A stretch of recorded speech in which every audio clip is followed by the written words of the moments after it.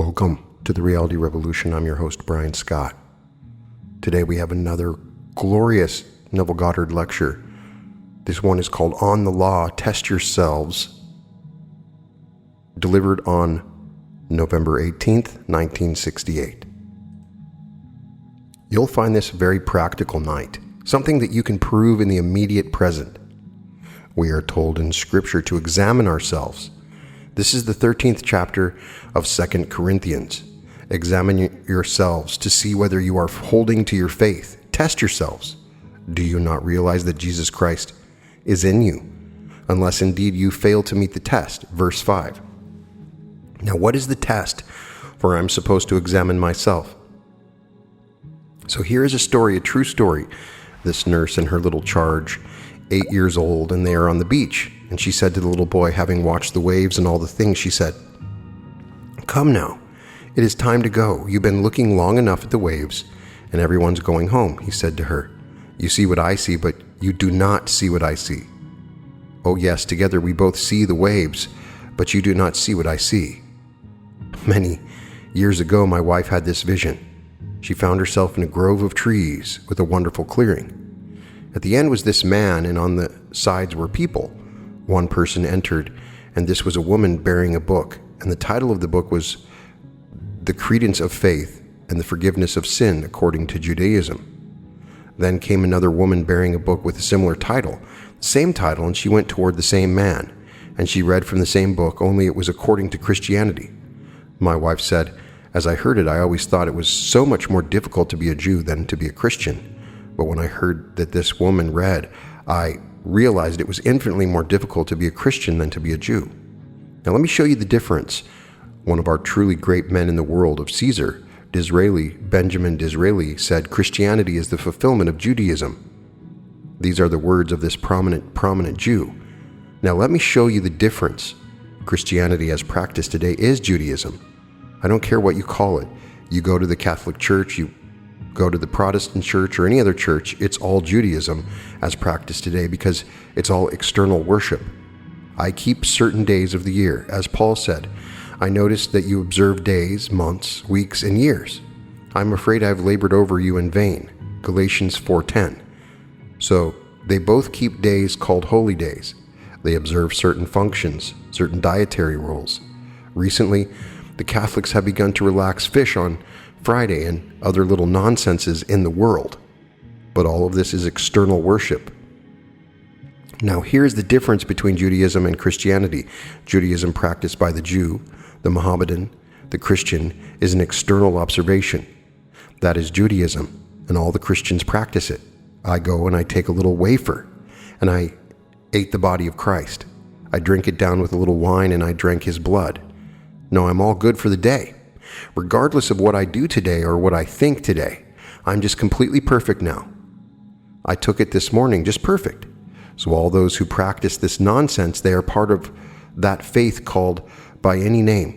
If the Mohammedan turns towards Mecca in the course of a day and bends and prostrates himself a half dozen times, he has fulfilled the law. In the interval, he can do anything he wants and think what he wants. Now here's the difference between the two, as told us in the Sermon on the Mount. "You have heard it said of old, 'You shall not commit adultery.' But I tell you that any man who looks lustfully upon a woman has already committed the act in his heart." Matthew 5:27. So the entire thing moves from an external observation of things to a psychological state. He has to live psychologically. That's the difference. So she said to herself, "I didn't realize how difficult it was to be a Christian." As Browning said in his Easter Day, as he begins his poem, how hard it is to be a Christian. Undoubtedly, Browning had the vision that one has to live mentally, that you can't just live physically. I can't imagine what I want regardless, and then go to Mass tomorrow morning and eat a little piece of bread and think I ate his body, and drink a little wine and think now I washed it down and that was his blood, and then go through thinking anything. Oh no, I must mentally live this life, and that is being a Christian. So Disraeli was right. Christianity is the fulfillment of Judaism. Now here, as we are told in Scripture, the very first act in Scripture is, "And the Spirit of God moved, and behold, all things began." Genesis 1:2. Now I'm going to share with you this night what it means by the Spirit of God moving. Well, God and His name are one, and His name forever and forever is I am. Can you say I am? All right, that's God. God buried in you, that's God. Now, this has to move to produce any change in your world. If in the course of a day I remain seeing what I saw yesterday, I cannot change. I haven't changed.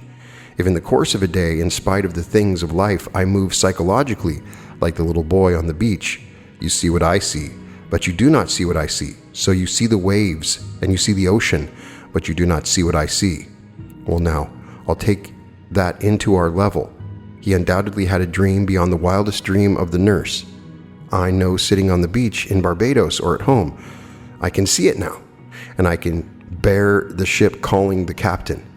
My father provided ships with food and liquor and all the things that they needed, and so he entertained the captain, the chief steward, and all that he served.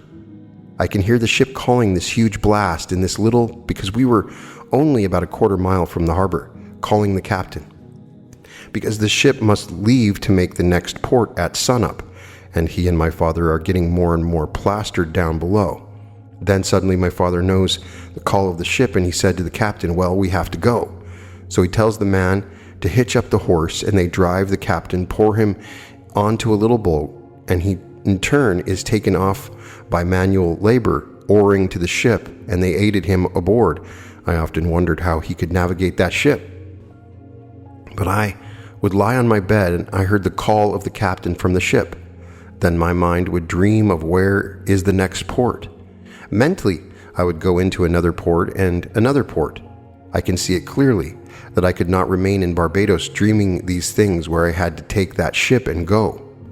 So at the age of 17, having placed myself mentally, because the Spirit moved, and the Spirit of the Lord God moved. Well, the Spirit moves, and the Spirit is my own wonderful human imagination.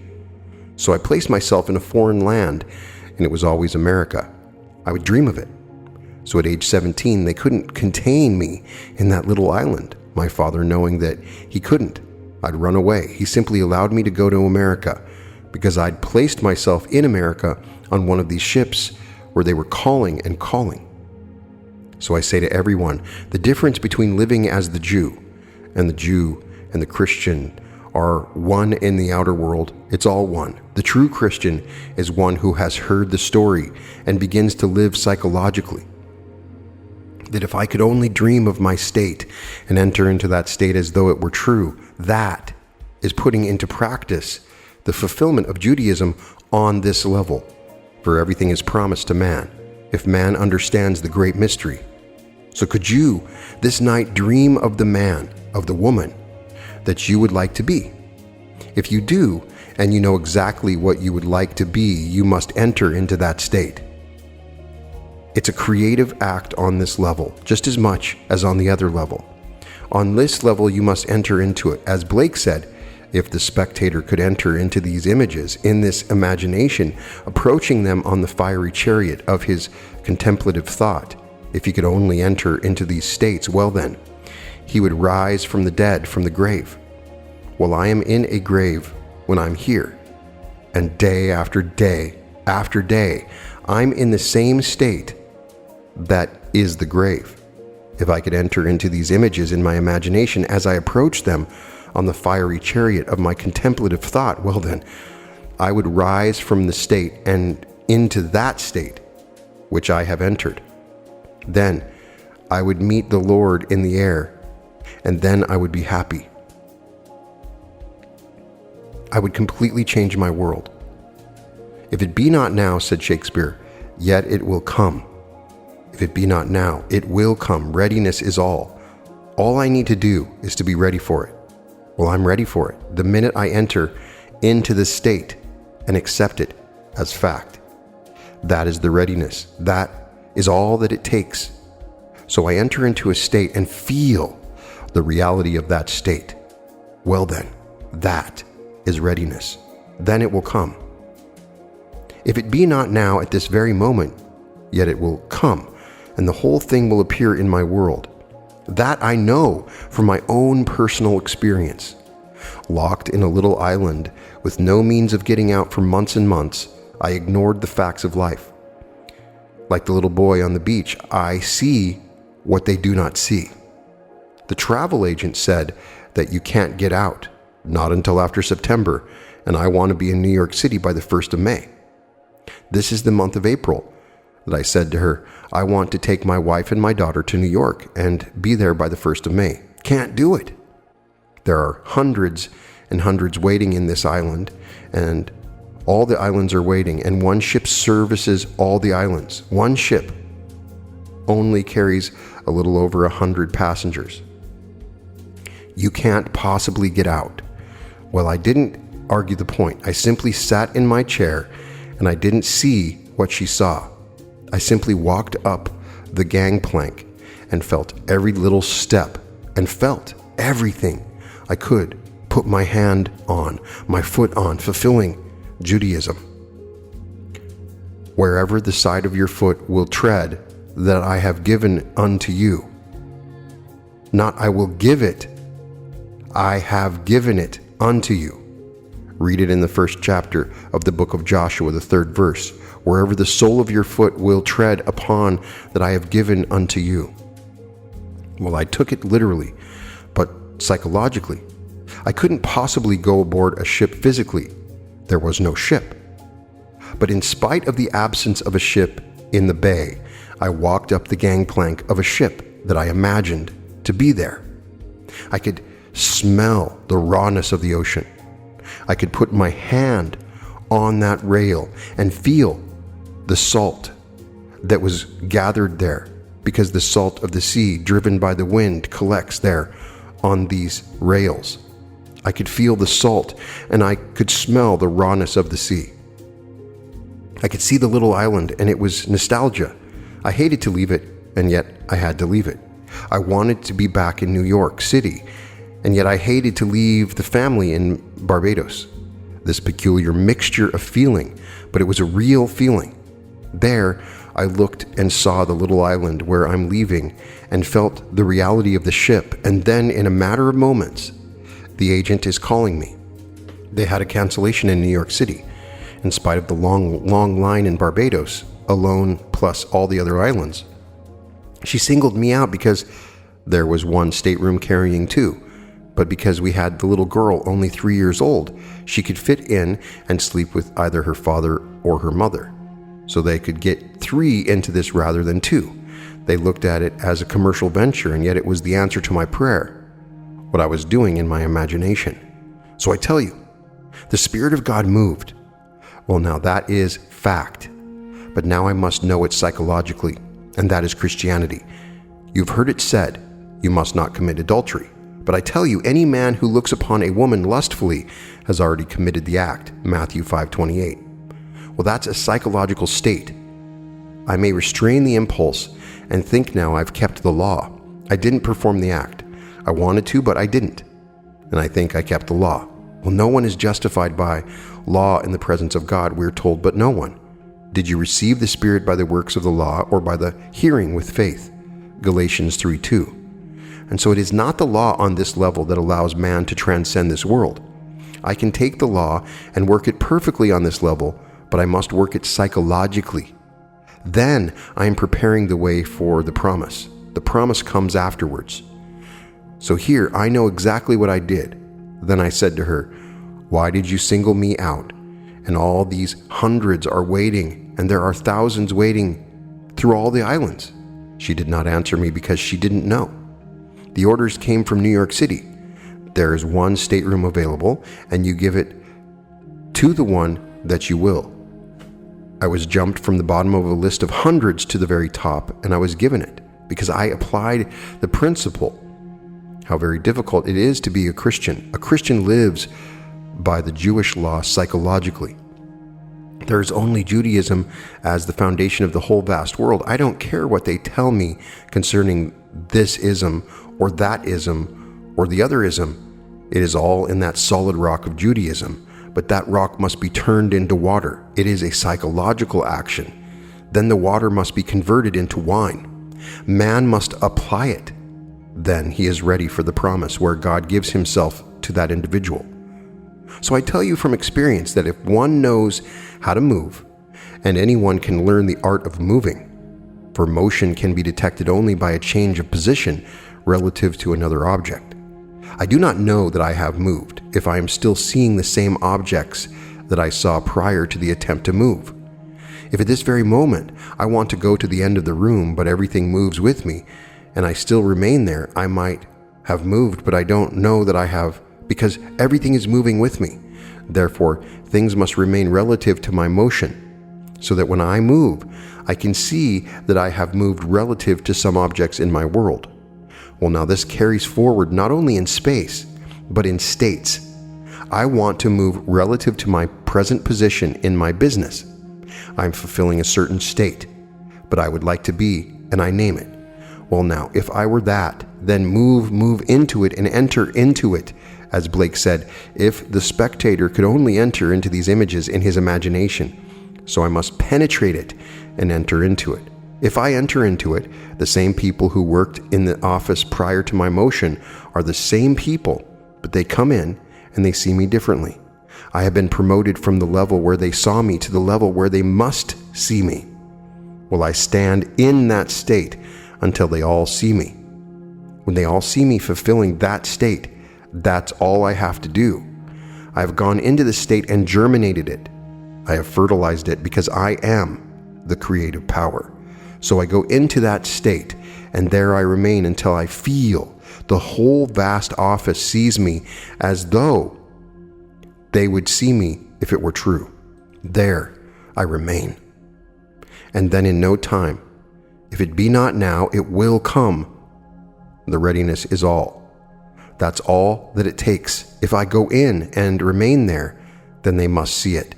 The one who formerly may have disliked me has to see me through the eyes as I now see in myself, and promote me if he has the right or the power to promote me.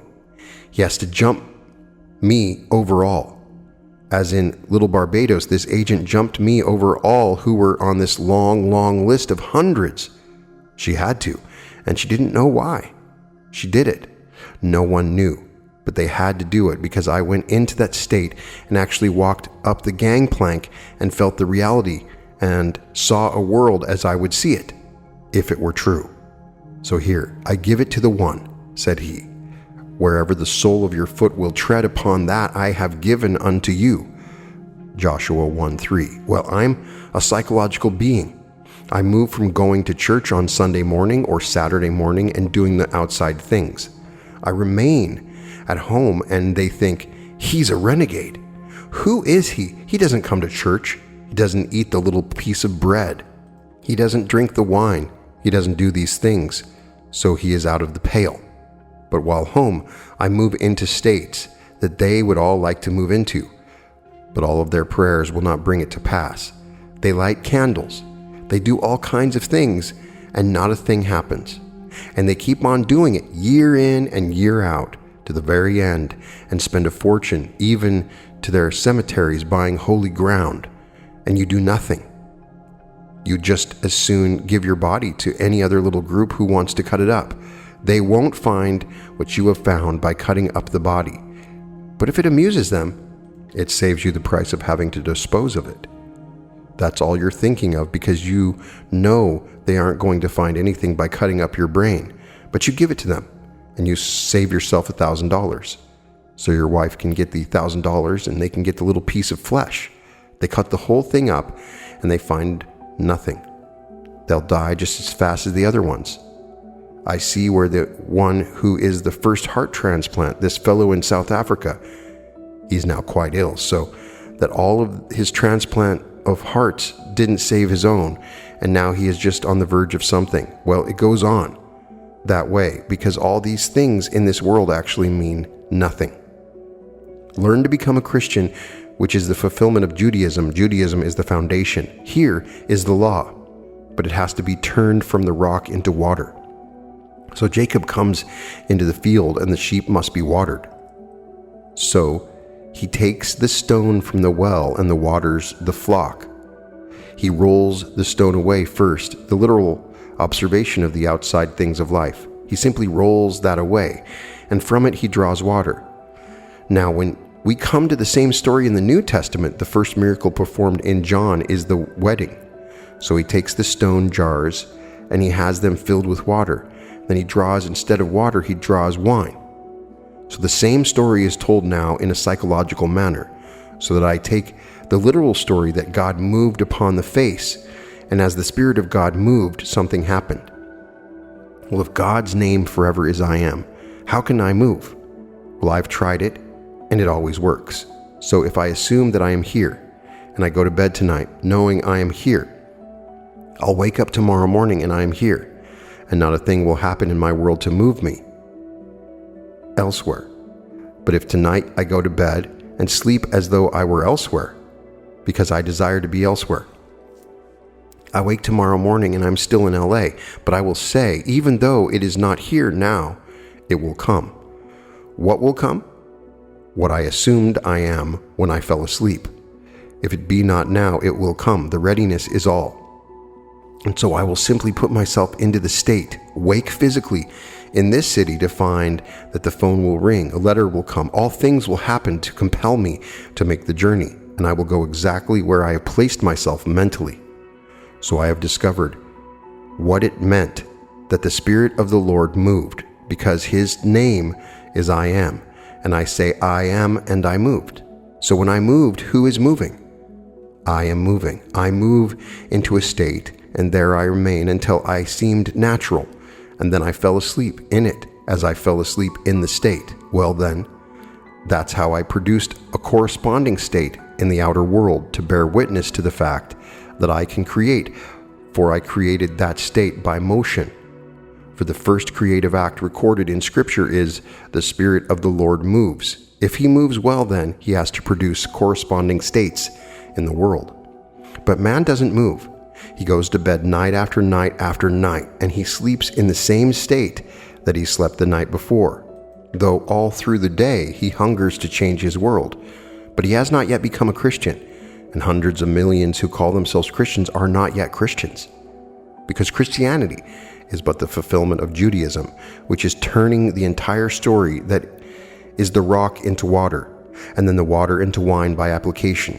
So we are told in Paul's letter, when he wrote Timothy, he said, "Think no more water now, but use a little wine for your own stomach's sake."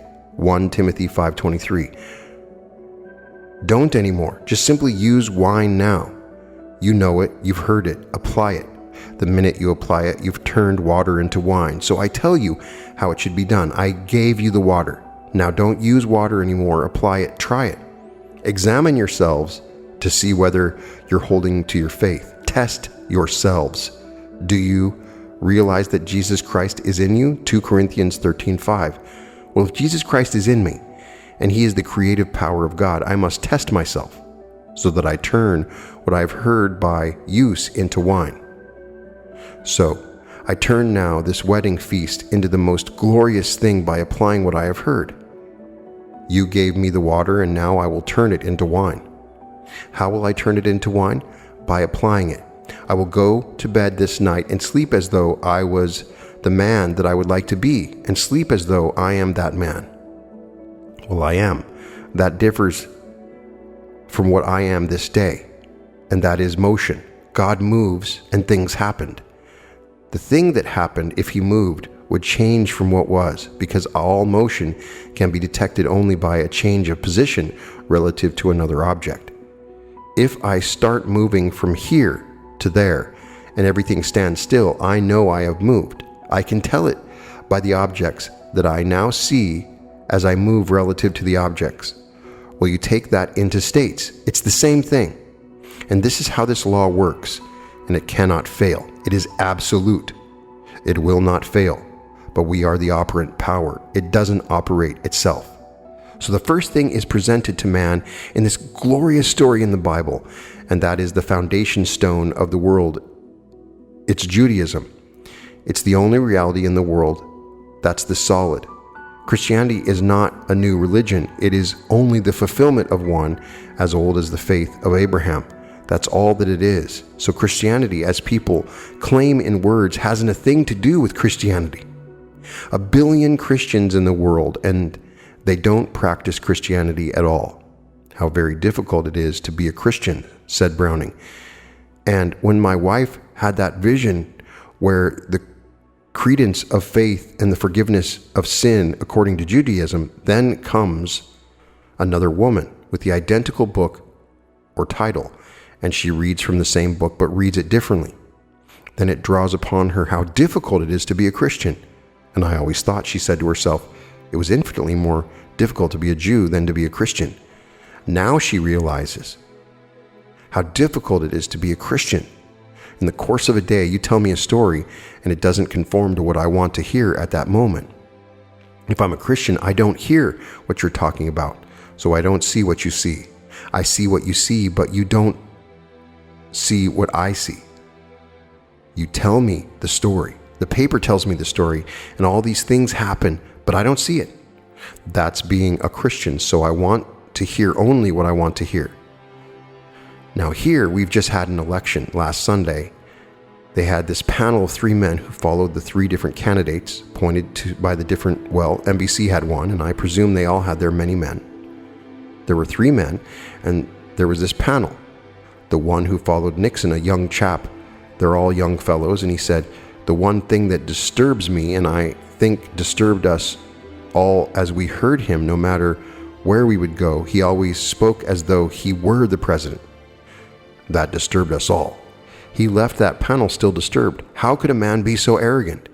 He spoke not in arrogance, but he spoke in such confidence. He was the president. He was not anyone seeking the office. He kept the office whole in his mind's eye.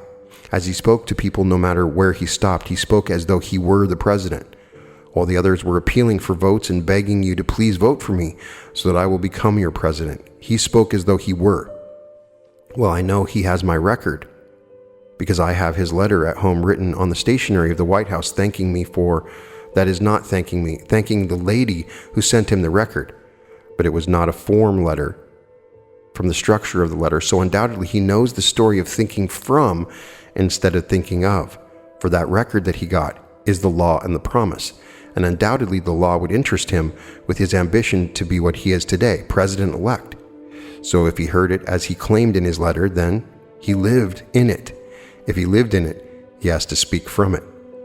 So man has to move from where he is into where he would like to be in order to realize what he wants in his world, and that is being a Christian. You can be the Pope multiplied by any number, and you still are not Christian. Has nothing to do with Christianity. Claiming yourself to be infallible means nothing.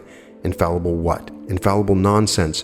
All these stupid concepts of life that have nothing to do with Christianity. Christianity is Judaism turned from the rock. That is fundamental. You can't rub it out into its water form, which is the psychological interpretation of these stories. So then you turn it into that and you understand it. The minute you understand it, will you then try it? As you try it, that's turning water into wine, the first miracle as described in the book of John. But man thinks, well now, here is a man who comes into the wedding party and there is no wine, and he brings in stone jars. He fills them with water and he draws out wine. Has nothing to do with that. This whole thing is a great allegory. Discover the mystery in the allegory. So I tell you tonight, as you're seated here, dream nobly, the most noble dream in the world. When you know exactly what you want, then what would it feel like if it were true?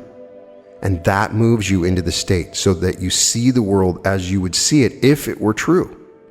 If it were true, then you have moved from where you were. And that's the first grand creative act. And the Spirit of the Lord moved.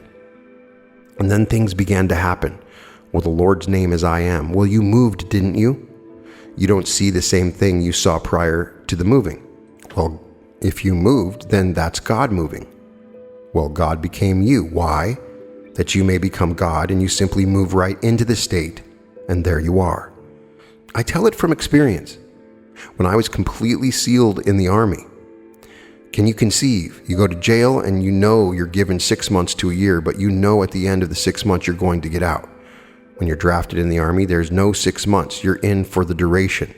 You're not brought in for 6 months. Well, I was brought in for the duration of the Second World War, and I discovered I didn't want any part of it.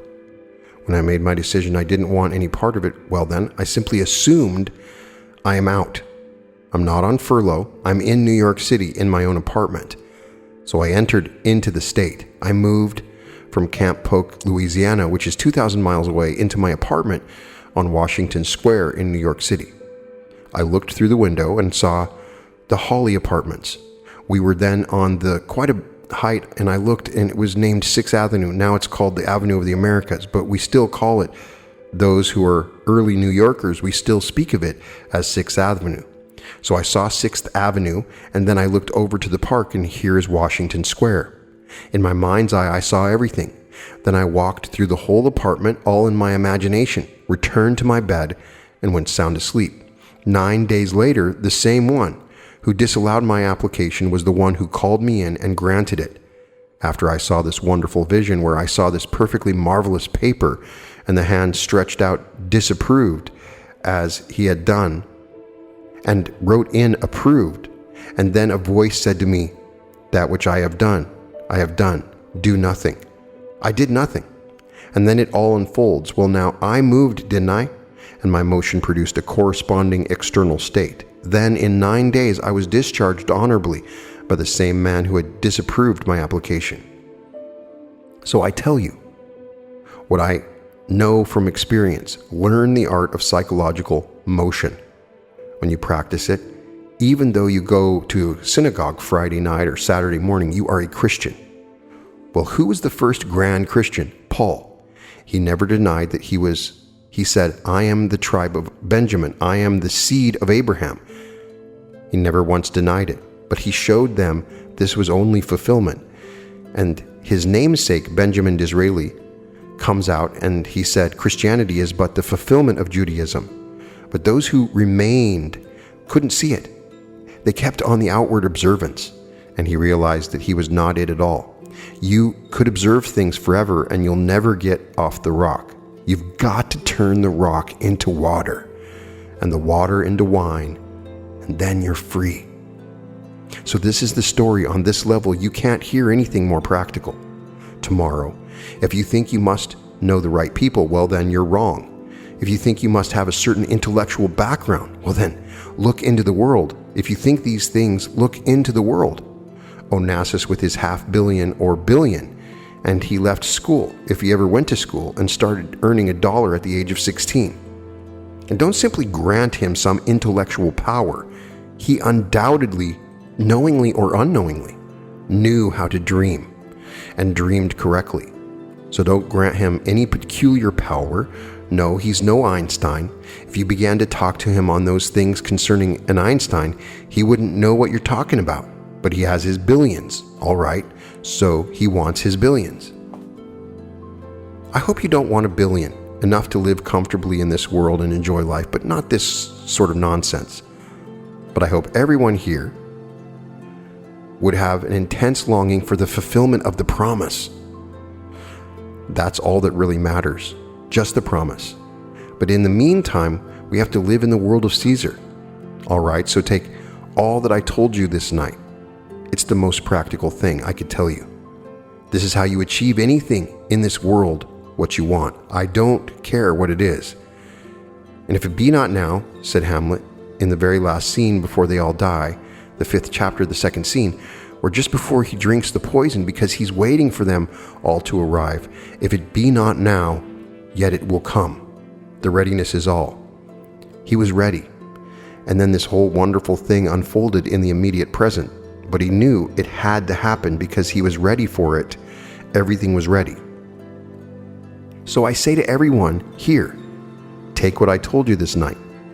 It will not fail you. But remember, you are the operant power. It doesn't operate itself. You have to move. And you move from wherever you are to where you would be. If what you would like to be, you are. You move into that state and fall asleep in it, just as though it were true. And that's what happens. Now, when it comes to the promise, that's something entirely different. You'll find that you will have eyes given you by one who was sent, and he will give you eyes to see who he told you that he was. No one in this world will know who he really is by words. He gives you eyes that you may actually see that he really is the being that he tells you that he is. Then you will know. The day will come. You too will give eyes to others that they may know that you are who you tell them that you are. And it goes on this way until there's only at the end one body, one Lord, one God and Father of all. But don't forget what I told you this night concerning the use of God's law. So examine yourselves to see whether you are holding to the faith. Do you really hold to the faith? If you believe this that I have told you this night, then examine yourself in the course of a day. Are you holding to the faith? Test yourself to see. Now test yourself. Am I really holding to the faith? Did I this day read a paper which sent me into the gutter and accept it? Did I receive a letter or something that pressed me into the gutter and I accepted it? Or did I actually hold to the faith? And the faith is all psychological. I don't have to accept anything that comes to me from the outside unless it conforms to what I've done. So no matter what comes, whether it be the newspaper or the radio or the TV or mail, if it doesn't conform to what I want, I don't accept it. If I don't accept it, don't just remain that way. Put something in its place and revise it completely. For in her vision, it was not only the credence of faith, but the forgiveness of sin. And to forgive sin tests the individual's ability to enter into and partake of the nature of the opposite. So what is the opposite of what I heard? Well then, if I can really do that, that is the forgiveness of sin. At the end of these lectures, Neville would give 2 minutes of silence followed by questions and answers. Now, let us go into the silence.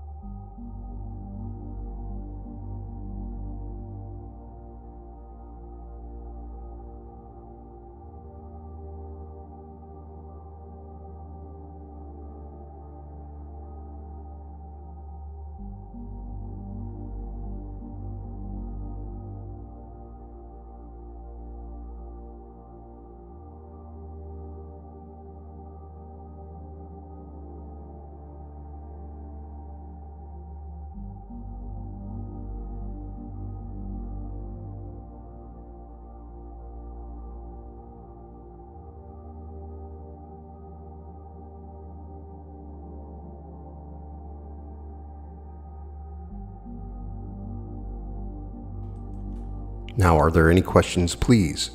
The first question is inaudible. Answer, my dear, I would not limit this motion at all. I would, were I you, I would move psychologically to the point where I could actually say, I would not limit it at all. If you want to experience the promise, I would not say, well, now it will come at a certain moment. I would move psychologically as I do here in the world of Caesar. I would move right in and feel it. The average person, may I tell you, is frightened by it. They can't for one moment believe that such a thing is possible. They've been given the strangest concept of Jesus. Our scribes have distorted the entire story.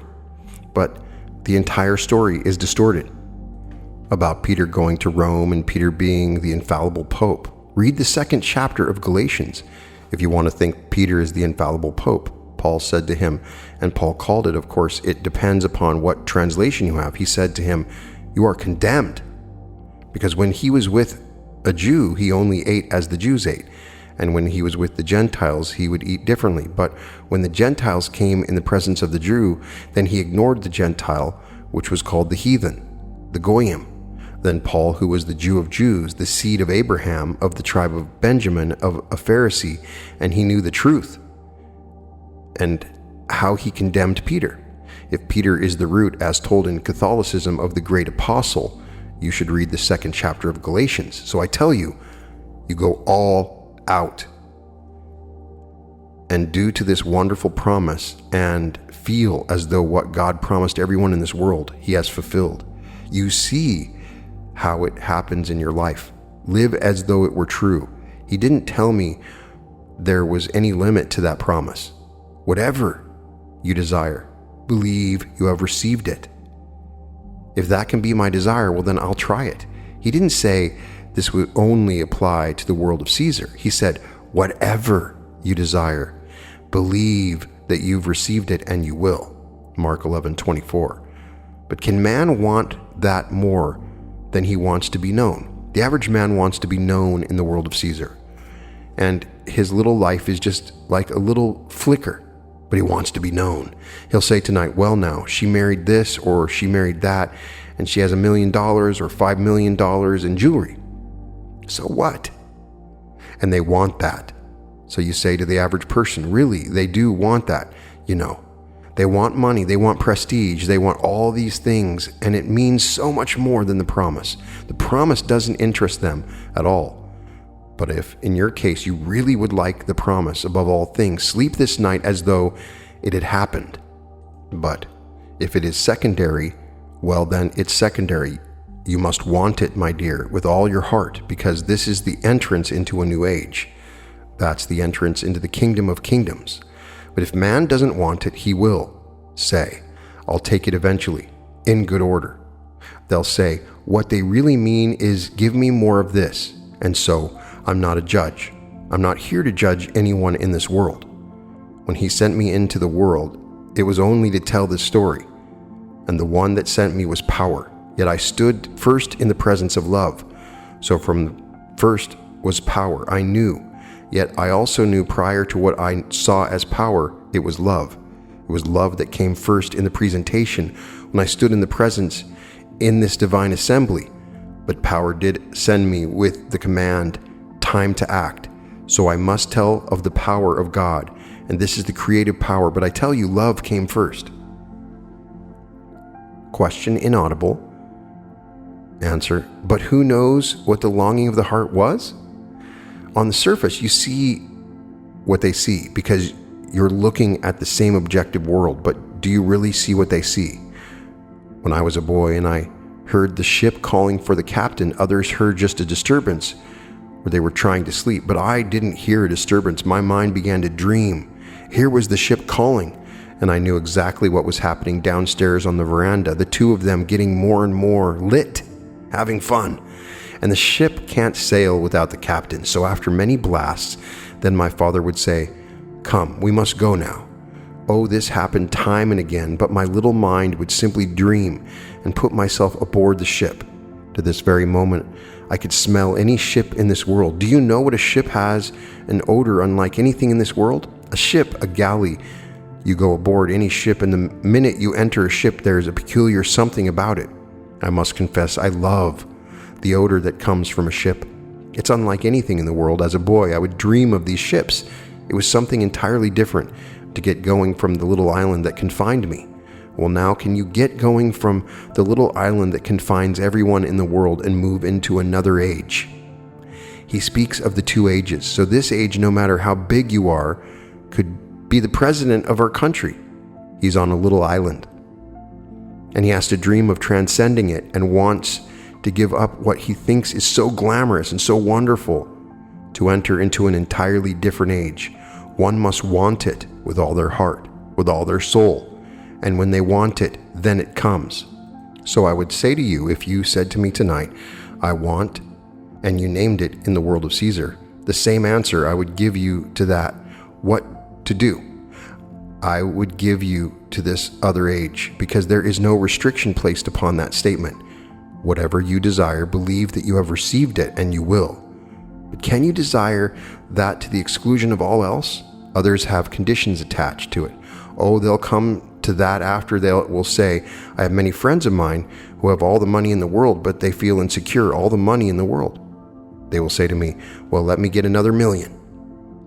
He already has millions or more because he doesn't feel secure, and that will come in its own good time. All right, so he can't possibly sleep this night as though it came first. It must come first. Seek ye first the kingdom of heaven. Well, can I make it come first, or am I going to put it even close second? Not a close second, it must come first. So you be the judge. I'm not here to judge, but I'll tell you this much. There's nothing on earth comparable. We have beautiful art in this world, but compared to the beauty, well, you can't compare it. We just love and revel in the accomplishments of man in the world of Caesar, but you can't compare anything in it to the new age. But how can I present it so I can fire man to want it? Oh, there are moments, and you give your eyes that they may see, but you don't lose the eyes that you give. You still have them to give. Still, you do not lose them. No matter how often you give them, you don't lose them. You only give them so that they may see that all that you said, you were, you are. Good night. So we have another wonderful lecture, and I believe that Neville has spoke of this before, the differences between Judaism and Christianity, and really the linkages. The idea that Christianity is not this thing where you do physical things on the outside. It's a mental teaching. It's psychological. You are learning how to think. And it has nothing to do with all the things we think it has to do with. And he points to several different lectures, in particular, the idea that you're committing adultery even if you think about it. So taken on another level, you start to learn that whatever you think becomes reality. And it's a very difficult thing at first to embrace. And no, billions of people are not practicing Christianity as it was taught by Jesus. He was teaching us a way of psychological living. There's something very interesting at the end of this. As I've mentioned many times before, if we want to experience the promise in this incarnation, in this life, how do we do it? He has said that it happens by grace, that we have no control over it, but he is implying that if you imagine having the promise, imagine already having experienced the promise, that you can experience it. So that there's this little idea that he's pushing forward, that you can experience the promise. Once you go about testing yourself and experiencing reality being shifted, you can start to imagine that you've received the promise and feeling that, and that it is greater than billions of dollars, is what he's implying at the end. So I would love to get your opinions on this. And has anybody experienced the promise or imagined experienced the promise? I would love to get your comments and experiences. Please share them with me. In any case, all episodes of The Reality Revolution can be found at therealityrevolution.com. And welcome to The Reality Revolution.